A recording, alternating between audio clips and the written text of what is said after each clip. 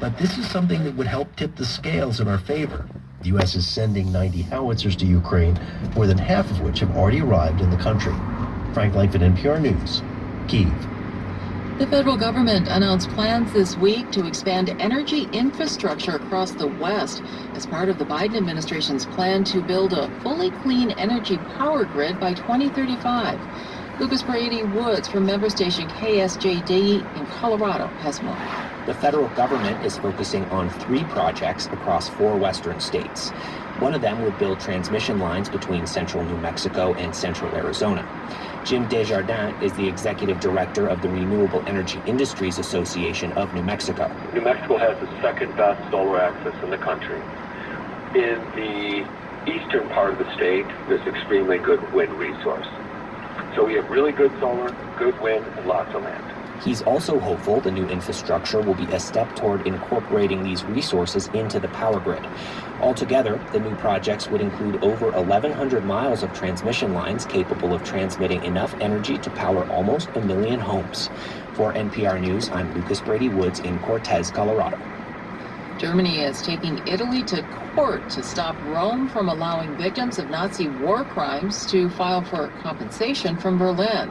Esme Nicholson reports Germany argues that a 2012 ruling granted immunity to such claims. Filing a complaint with the International Court of Justice, Germany says more than 25 new compensation claims for the victims of Nazi war crimes have been filed in Italy since the ICJ ruled such claims violate international law. In the latest reparations case, a court in Rome says it will decide in May whether to forcibly auction off buildings owned by the German state in the Italian capital.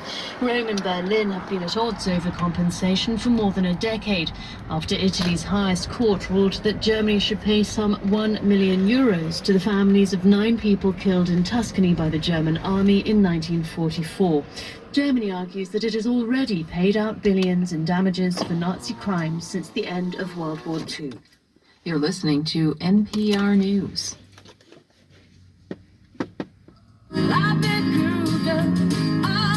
Rest in peace, Naomi Judd.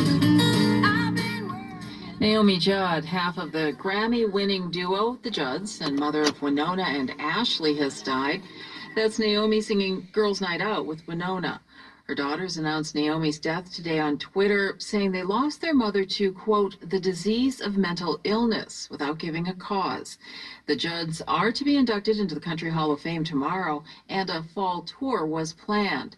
She is also survived by her husband, singer Larry Strickland. Naomi Judd was 76. San Francisco-based software company Salesforce says it will extend protections from a California law over employee non-disclosure agreements to all its employees nationwide. Azul Dahlstrom-Ekman reports that the law relates to cases of workplace discrimination and harassment. California Governor Gavin Newsom signed the Silence No More Act into law in October of last year.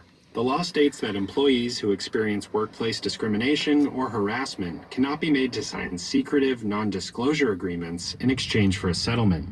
Activists say that these agreements protect perpetrators by preventing survivors from sharing their experiences.